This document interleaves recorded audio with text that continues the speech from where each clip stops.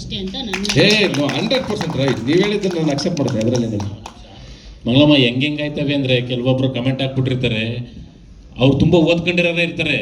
ಈಗ last order ಬಿಡುಗಡೆ ಆಯ್ತಲ್ಲ, ಭಾರಿ ವೈನಾಗವಳೆ ಅಲ್ಲಿ ಪಟ್ಟಂತ ಕೆಳಗಡೆ ಕಮೆಂಟ್ ಆಗ್ತಾನೆ, ಎಲ್ಲಿಗೆ ಬಂದು ಕನ್ನಡ ಸಾಹಿತ್ಯ? ಹೆಣ್ಮಕ್ಳನ್ನ ವೈನಾಗವಳೆ.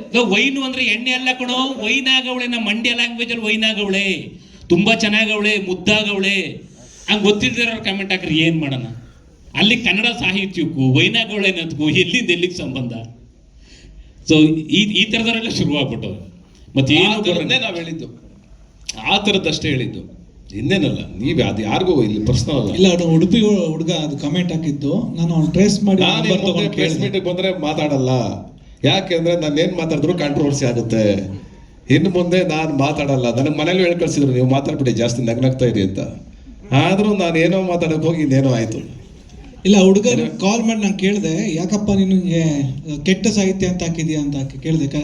ಅವ್ನು ಹೇಳಿದಿಲ್ಲ ಅಣ್ಣ, ವೈನ್ ಅಂತೆಲ್ಲ ಬರೆದ್ಬಿಟ್ಟಿದ್ದೀರಾ ನೀವು ಹೆಣ್ಮಕ್ಳಿಗೆ ಅಂದ್ರೆ. ಅಲ್ಲಪ್ಪ, ವೈನಾಗವಳೆ ಅಂದರೆ ಸುಂದರವಾಗಿದ್ದಾಳೆ ಅಂತ ಗೆಳೆಯಂಗೆ ಹೇಳಿದೆ. ಡಿಸ್ಟರಿ ಎಲ್ಲ ಪದಗಳು ಗೆಳೆಯ ಕಳಿಸ್ಕೊಟ್ಟ, ನಾನು ಸ್ಕ್ರೀನ್ಶಾಟ್ ಕಳಿಸ್ದೆ.